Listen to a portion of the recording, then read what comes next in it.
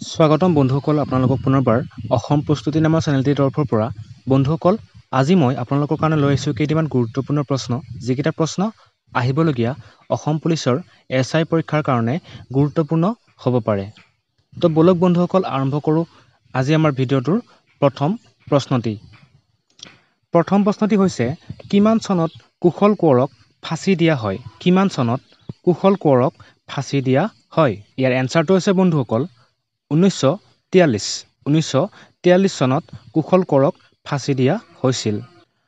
নৰনাৰায়ণৰ হেতু কোনখন জিলাত আছে নৰনাৰায়ণৰ হেতু কোনখন জিলাত আছে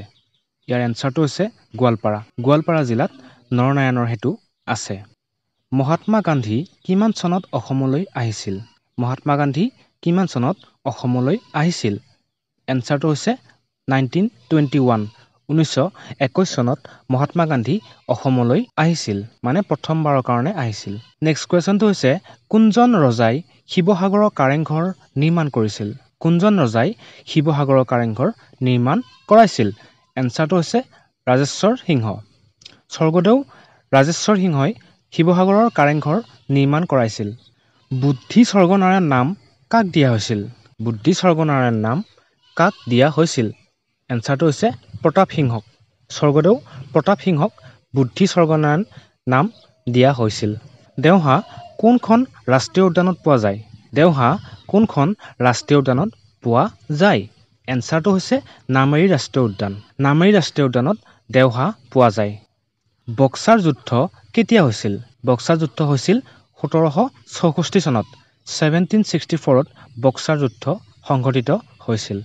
ব্ৰহ্মপুত্ৰৰ ওপৰত নিৰ্মাণ কৰা বগীবিল দলংখন কেতিয়া মুকলি কৰা হয় বগীবিল দলংখন কেতিয়া মুকলি কৰা হৈছিল এনসাৰটো হৈছে 25 ডিসেম্বৰ 2018 চনৰ 25 ডিসেম্বৰ তাৰিখে বগীবিল দলংখন মুকলি কৰা হয়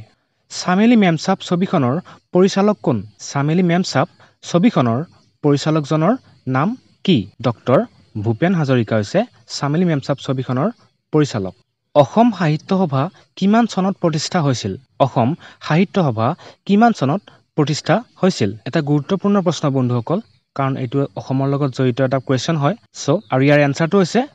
1917 ত অসম সাহিত্য সভা প্ৰতিষ্ঠা কৰা হৈছিল